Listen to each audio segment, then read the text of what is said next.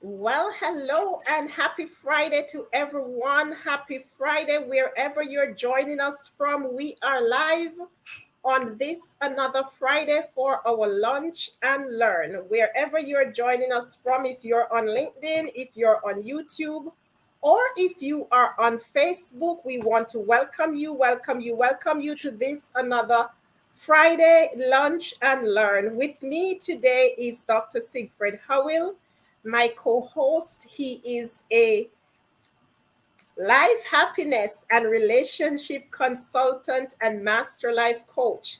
Also with me is Dr. Marcia Thomas, and Dr. Marcia is a strategic leadership consultant. She's also a facilitator and she's also a life coach. And I am yours truly, as usual, Dr. Janice Brooks. I am a leadership consultant, a coach, and a life strategist. We are here today to talk about the power of preparation, the power of preparation. And this is a topic that I am loving so much because preparation is so important for everything that we do in this life. So I want you to take a minute. If you're on here, drop in the chat where you're joining us from. If you're on YouTube, do the same. If you're on Facebook, do the same. Just let us know where you're joining us from. And we thank you for joining us. And also, please take a minute and ask someone hop on here because we are going to be sharing a topic that is relevant to all of our lives. Because many people are asking themselves and even others the question of what next. And that is a great question to ask. And it is quite normal and natural for all of us to do so, especially for those who have amassed, years of experience, education, and even resources. But many of them are feeling unfulfilled, unsatisfied, and not sure what to do next, how to move forward into their purpose. Others are nearing retirement or are, in their current jobs or roles, but they're thinking, what's next? And the thing is that most people don't have the answer to this question. As a matter of fact, none of us readily have the answer to this question. And that is why we have to prepare for what's next. That is why we're talking about the power of preparation. We lay foundations, we erect goalposts, and we do whatever is necessary to prepare for what's next in our lives. And one of the things I believe is that there is a level of fear to everything in life. We fear more when we are not sure what to do next. But when we are prepared for the next, then the fear is less. It's simple. It's really nothing because we're fully prepared for what's next. So, Dr. Howard, I am going to come over to you at this time because I want to ask, what do you understand when we talk about this what next question or this power of preparation? What does that mean to you? It means a lot to me. The first thing that it means to me is the fact that you either are in two boats. You're either knowing where you're going and you've just finished one step and you want to know, okay, what's next? And you're about to look down to see where you're going next. Or you're just going through the motions and taking life as it comes and seeing what is happening day by day. And in that case, you're fearful of what is happening because you don't know what's next. So there are two different mindsets. One where you're confident that you have a plan, but you're just looking down to see what's the next step. Or you're just going through life saying, oh my goodness, I really don't know what's next. Now, the scary thing is you can be successful in life, but not have a plan because you have good education and because you have a good family background or you have a good motivation. But the thing that God has given to all of us is this: if you're not living your purpose, you're always going to be fearful of what's next. But as long as you know what your purpose is and you're living your purpose on a daily basis, you're doing what feels natural to you. When you have people like Martin Luther King, he had a dream and he knew that he had to make a difference. So it wasn't the day to day that was his what's next. It was how can I get equality and who do I have to talk to next. So he wasn't fearful about what am I doing today. He planned ahead based on his convictions and based on his drive and his passion towards equality. So for me, if you take stock of where you are in life and you think forward, okay, where do I want to be by age? And you put in the age. Now, I normally like to pick age 85. So, where do I want to be by age 85? And then I write that all down and then I genetically back engineer it to today and say, okay, what do I have to do 10 years, 20 years, 30 years in order to get to the outcome I'm trying to get by age 85. And so once you ask yourself that question, you can always figure out what is next. Wow.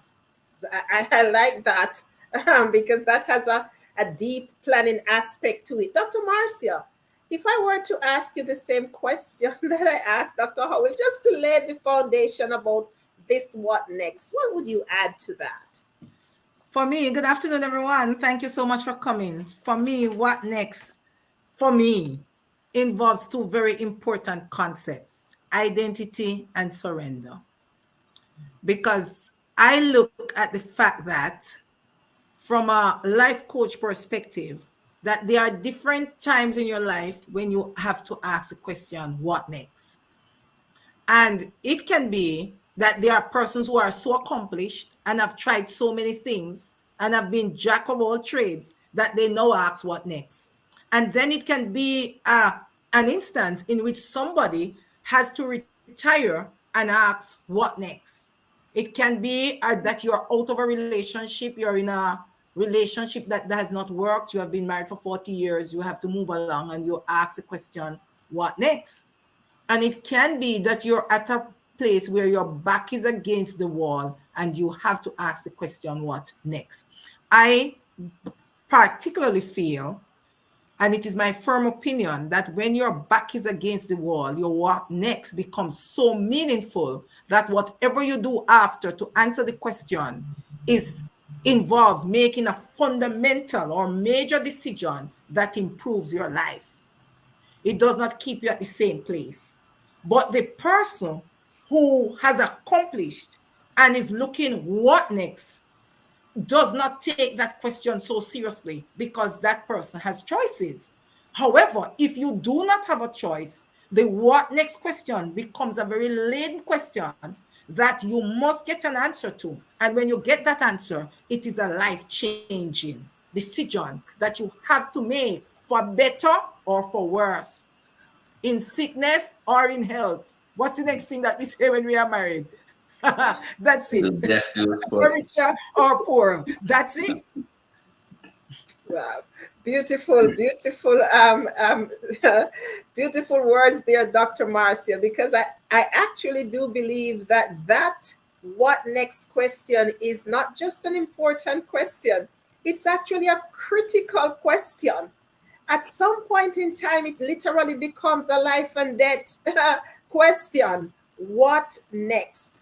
And so I am thinking here that, persons who are over a certain age group, say, for example, 45 years old, and I'm starting there, it is so important for persons past this age group to start asking themselves the question, and why do we think so?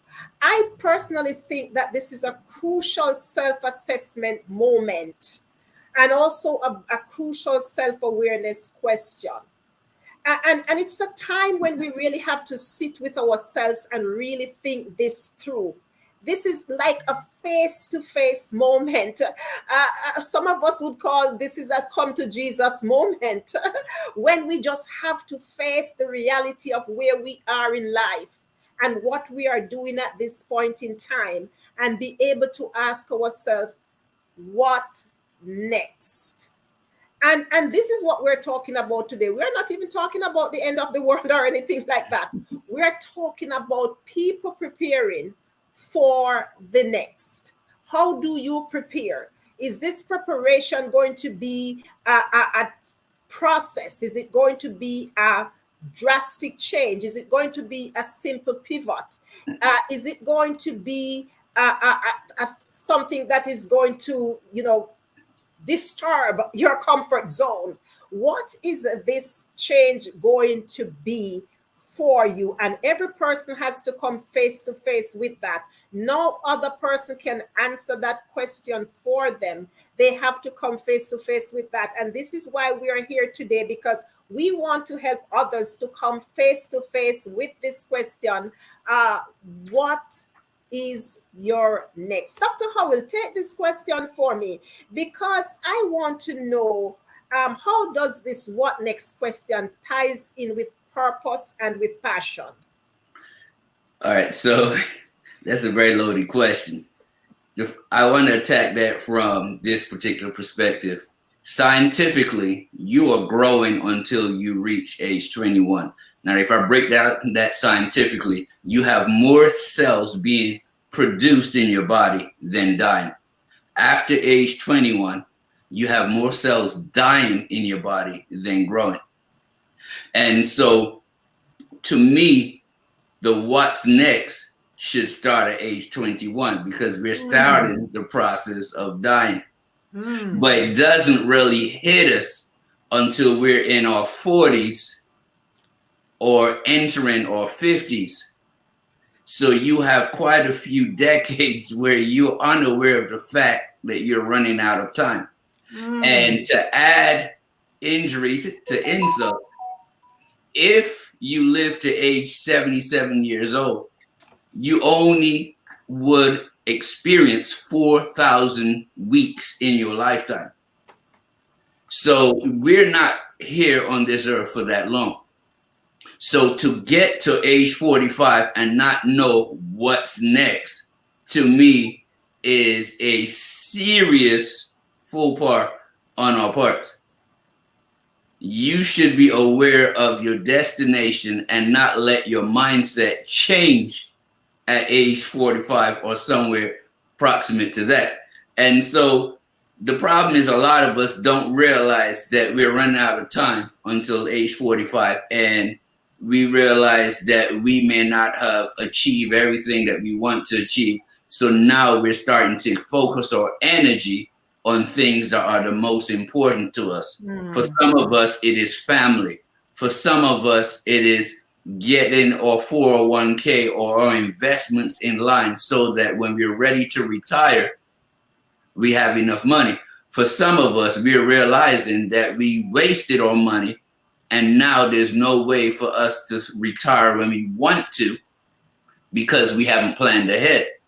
And so I can't remember if it's Warren Buffett that said this, but there was one of those rich guys that said, I spent the first half of my life attaining money, and now I'm going to spend the last half of my life giving it away. And so to me, what he found out that was next was the attaining of money is not what's important in life. It is the changing of people's lives, the giving of value and service to others that is the most important. And a lot of us on our deathbed never say, I wish I had more money. Most of us say, I wish I made a bigger difference in the lives of my loved ones. And so for that, what's next should be, what do you plan for your legacy to be after you die? Wow. that last sentence packed into everything that you have said, Dr. Howell. Yeah. That what next question should steer something into every person. What next? What will my legacy be? Dr. Marcia, I'm going to just ask you to round that off. What would you add to that? I want to say how what next ties into your passion and purpose is that, oh, after you get over yourself, what's next?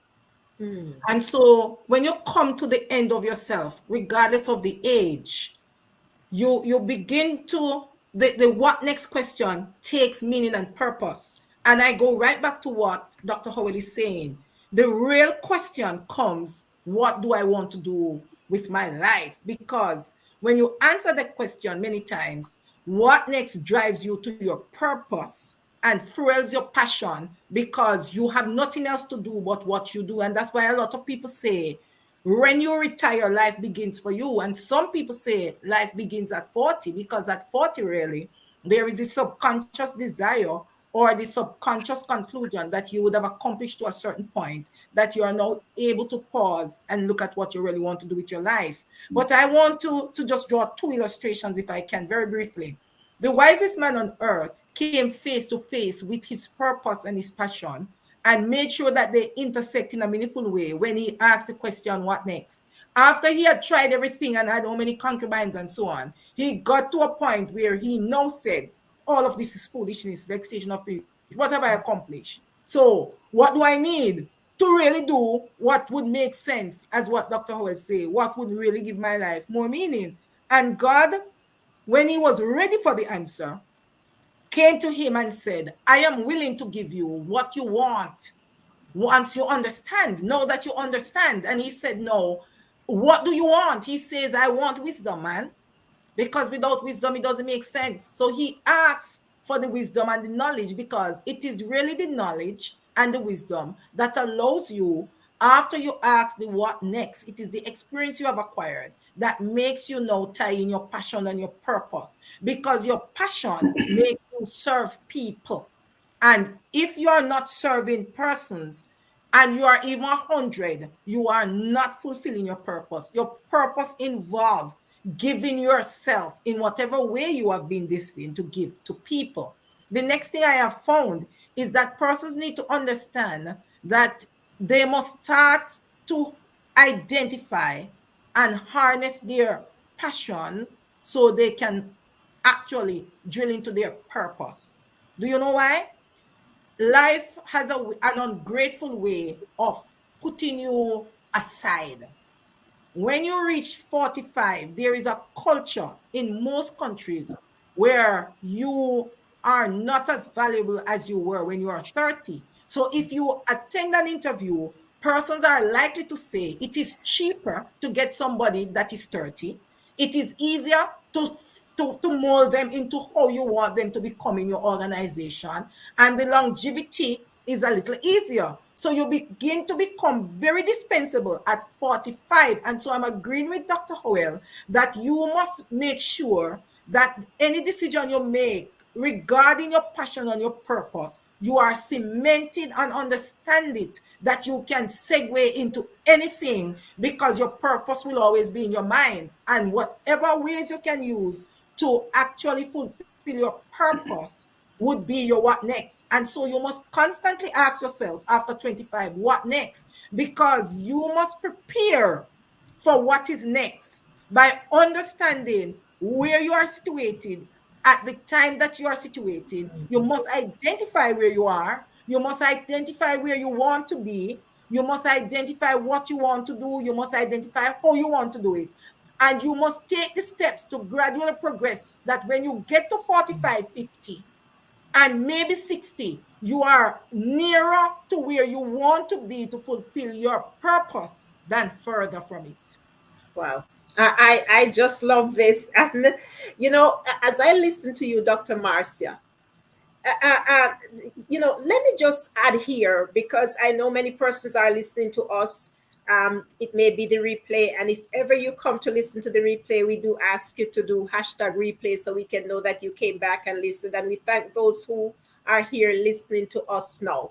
But there is no shortage of problem in this world that needs solving. There is actually no limit on the number of people that we can and need to help. We can help them, we can support them, we can inspire them. And as you talk about purpose and passion, we can also think that there is actually no final count on the number of passions that we can pursue, but we just have to come to ourselves and be able to ask ourselves questions like, what is it that energizes me? What is my passion? What is that thing that I would sacrifice for? Who are the people that I really want to help? And what can I do to help them?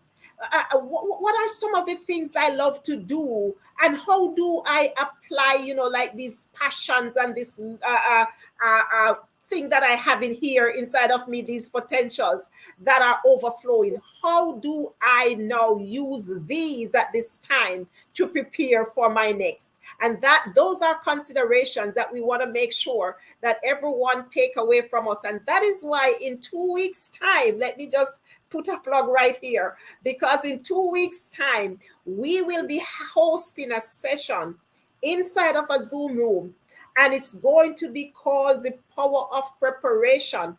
But it's going to be an in-depth session where we are going to be breaking this out into step-by-step processes. Absolutely. As to how we can help persons to prepare for their next. It doesn't matter what your passion is. We can point you in the direction, give you the strategies, help you to walk through them to prepare for your next. Because many people out there, Dr. Howell and Dr. Marcia, they want to do something, but they don't know where to start. Nobody Absolutely. Has asked them the question that gets them to think deeply. Where am I right now? What can I do? How can I prepare for my next? And God has deposited so much in us. And so we are here willing and ready to help others. And I do ask that when you see the flyer out, you jump and you register as quickly as possible, because we only are able to take a fixed number, because we want to make sure that we are able to give individual attention to everyone who come to this session. So I want to roll on because we have just a few minutes left. And so Dr. Howell, I'm coming back over to you, because I want to ask you, if you, Dr. Howell, with all the experience and the knowledge and everything that you have, you're a coach and a consultant and all of this, what's a bit of advice that you would give to people? What would you tell them when you think about this, what next? Well, the first thing I'll tell them is that purpose provides the meaning and significance for your life. So finding your purpose is paramount. It's the most important thing that you need to focus on, because once you find your purpose, then your passion provides the motivation that energizes your life. And so there are two distinct factors, your purpose and your passion. You combine the two of them and you get the direction that you need to go in life. So you can never find that direction without the energy and the motivation, which is the passion, and the purpose, which is where you're going to point that passion. And, so it is very important. But you have to take that time to ask those difficult questions. And the difficult questions are, where am I now? What resources do I have? What resources do I need? Are there people around me that are helping me or capable of helping me? And are there people around me that are hindering me? So you have to ask those self-reflective questions. And sometimes you may not like those answers. Sometimes you might find out, man, I have wasted some decades of time, and now I need to pay the piper. Now I need to pay to get those resources as quickly as possible so that I can advance forward with everything I need. And so it's never too late to explore what deficiencies you have and what purpose you need to finish up in your life. And I will go as far as saying this: as long as you're alive, you still have purpose left to give. And I learned that from Dr. Miles Monroe. He said that once you're alive, you Mm-hmm. still have God still has a use for you. Even the thief on the cross, he got into heaven in the last minute right before he died. Samson was able to kill more Philistines the day he died than his Mm-hmm. whole entire life. And so your purpose ends when your life ends. And so do not be discouraged if you have not achieved everything that you set out to achieve. Maybe what you're trying to achieve wasn't aligned with your purpose, and you have to ask those deep questions. Arm yourself with the resources you need, and then move diligently forward. Mm. Wow, beautiful, beautiful. We are coming Yes. down to the very last few minutes, but we have a question or two left. And as you talked about King Solomon, how he killed all of those Philistines, it brings me back to the law of preparation and how important that law is, which states that it is much more likely for a person to succeed who prepares for success than for a person who did not prepare for success. And so, Dr. Marcia, I want to ask you this question. How can people put to good use the talents and the experience that they have gained before they are asked to leave the job, get fired, or even retired? Because many people are getting fired. Some people leave voluntary, some leave involuntary, some they just have to go. How can people use their talents and their experience to prepare? What I say now might just be controversial for some persons, but I feel that all moments in life are fair and all choices in life are fair. What do I mean by that?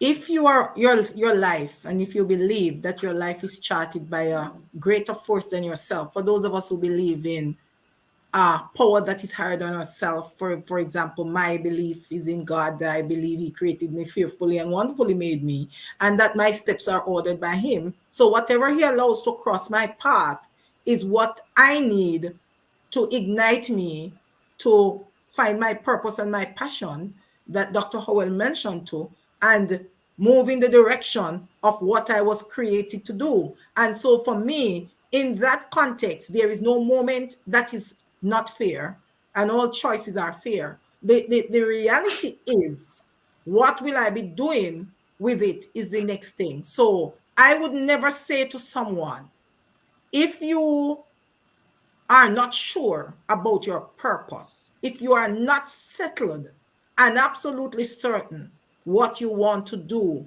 I say to you, linger. Linger a little until you find your bearings, because a double minded man is very unstable, the Bible says, in all his ways. You do not want to take risks unnecessarily, especially if you are settled in a family, because there are no other persons who are dependent on you and who you are accountable to. So a wise man built his house upon a rock. The foolish man builds his house upon the sand. And so you must know, what do we call it now? Test the waters. You must survey the landscape. You must look through powerful, sensible, objective, and practical eyes. You, as Dr. Howell says, must see what you have and how you're going to use what you have. Because some persons, God has nudged them a long time, but what they think they need to get or acquire to get to where they are cause them to be stuck and become very stagnant, not understanding that they are already equipped with the skills and the talents that they need to move in a particular direction. Some persons also do not have the support group, and so I would say, find those persons who have been proficient in what you have been called to do, those who have been there, done that, and those persons who are willing to give in to what next. Remember, I said there was an identity and a surrender, which are the two variables for me in what next. So there are some persons who you have done your job already.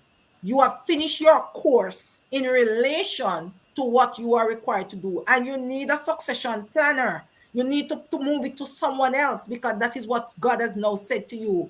Give it to someone else. You were to start it, but you were never to finish it. And look at what I'm saying. Moses had to train Joshua to take over from him. It was a similar assignment, but he was to finish the work that God had appointed Moses to begin.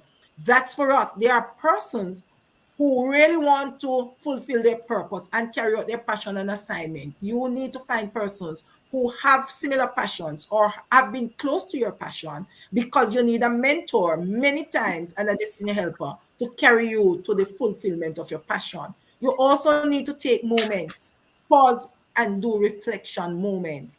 How far am I into, and how prepared am I, and what should happen now, and how should I be adjusting now? Should I be speeding up? Should I be slowing down? Should I be walking away? Should I be making preparations to walk away? Should I be equipping somebody to take this gap, to fill the gap that I'm leaving behind? Those are questions that you want to ask yourself. So you want to use what you have. You want to ask very intentional and very precise and specific questions of yourself. You want to have helpers, ask for help and direction. You want to be sure that you have the support group and the support from within and outside. And finally, you want to pray, because the person who really gives you your assignment is not your friends, is not your family, and it is not your boss, it's really God. And so you want to say to him, no, I want to make this move. What is your perspective on this move? Is it something that you have planned for my life?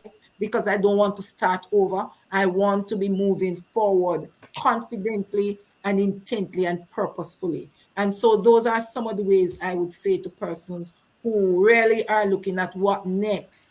Sometimes, though, in preparing for the what next, God pushes you out into that water, although He knows you're not a great swimmer, because He knows that if He gave you the time to learn to swim, you would remain where you are. You would not have moved. And next year, you would be having the same problem that He wants to deliver you from. Thank you so much, Dr. Marcia. We have a minute or two to wrap up. And we have not even touched the half of what we wanted to say in this session today, because this is a topic, and that is why I am inviting you to look out for this flyer, because we are going to be going through the step-by-step processes as to how to prepare for your next. As a matter of fact, as I heard Dr. Marcia talking about Moses and Joshua, sometimes I pray you don't steer me up and start talking those things, because it reminds me of so many things. Because when they needed to get over into the promised land, they had to go first and spy it out. They had to prepare for what was supposed to come. And so they went and saw something, and they knew that they were prepared for it. They could go in because they were already prepared for what was there.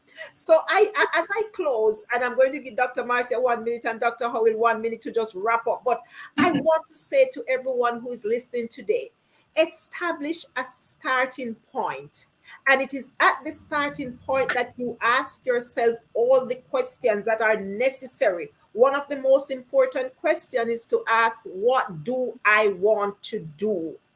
And after you have asked yourself that question, this is where you come to the point now where you need to start focus on becoming the best version of yourself. And to do this, you will most of the time need help, because this is where you will ask yourself, who do I want to become? What do I want to do next? And so after you have come into those two moments, you want to now start doing. Start doing. I know this lady, and she's 99 years old, and she has all of her faculties. She's doing her thing at 99 because she believed at the early age. And when you listen to her, she had prepared for her next. So at 99, she's living such a beautiful life, fulfilled and everything. So, Dr. Howell, wrap up us up in just a minute on this topic, and then Dr. Marcia, because we are gone, we're over our time. Wrap us up on 1 minute, because we are going to be having an hour in that room that night to help people to really prepare for their next. All right, so this is where my Caribbean's going to come out. I'm going to speak really fast right now because I want to get two major things out. Both of y'all spoke very highly about the purpose and making sure that you identify your purpose. But I want to add a couple of caveats to that. Not only must we know what our purpose is or what we want to do, like you said, Dr. Janice, we have to know what God wants us to do. Because sometimes God gives us a lesson to learn, and it's a pit stop. But we think it's our purpose, but it's just a pit stop that's we supposed to learn something and go to the final destination, which is the real purpose. But because of our narrow-mindedness, we think that, man, this is not working, and I thought this was my purpose. Nah, this was just a pit stop for you to learn and to move on. That's the first point. The second caveat that I want to add to that is this. Sometimes God wants us to be the spark. We are the igniter to something else, just like John the Baptist was the beginning for Jesus. Sometimes we want to be Jesus, but we're only supposed to be John the Baptist. And so sometimes you're the spark, and then sometimes you're the fire. Other times you're blazing the place up. I mean, so you have to figure out from God, not my will, but thine will be done. So are you the spark, are you the fire, or are you the water? That's what you got to figure out, and then move with blessings forward. Dr. Marcy, I'm going to ask you, please do not blaze it up like Dr. Howell, because we are way past our time. Yes, the conference is coming up. But we're going to have to close, Dr. Marcia. I just want to say, in preparing for your what next, you don't get there until you need to get there. Your what next means that you're at the end of yourself. You are never ever prepared for what next, but you are fully prepared for what next, because God equips you, resources you, and carries you to your what next. How he carries you is dependent on you. He might have to take you kicking. He might have to drag you, or he might casually take you to your what next. Whatever point he takes you, and whenever you reach there, it is no what next, and you have to be prepared for what next. Yes, yes. You know, I love this session so much. Let me just thank you, Dr. Howell, Siegfried Howell, joining us from out of the beautiful state of Delaware. And you are a life happiness and relationship consultant and a master life coach. Dr. Marcia Thomas is joining us from the beautiful island of Jamaica. She is also a strategic leadership coach and consultant, facilitator and trainer. And I am Dr. Janice Brooks, yours truly, part of the Maxwell team of leadership trainers, coaches, and speakers, and also a life strategist, a licensed pastoral counselor. We are here to help you to lay your life on a firm foundation by what we share. So please, if you have been with us for the last 42 minutes, we thank you for staying with us. And please, this is on the three medias: LinkedIn, Facebook, and on YouTube. YouTube is at the channel is at Dr. Janice People Builder. You can see it there, share it, let persons come and see, and then tell them about the seminar, the session which will be coming up in 2 weeks' time, where we will be taking them into the Zoom room and helping their families to prepare for the next. We want to thank you so much for this beautiful session. Thank you again for joining us, and God bless you. You have a great rest of your week and your weekend. Go preparing, because preparation signals expectation. Very much Thank so. you, thank you, thank you. Bye, everyone. It was Bye, nice everyone. having you.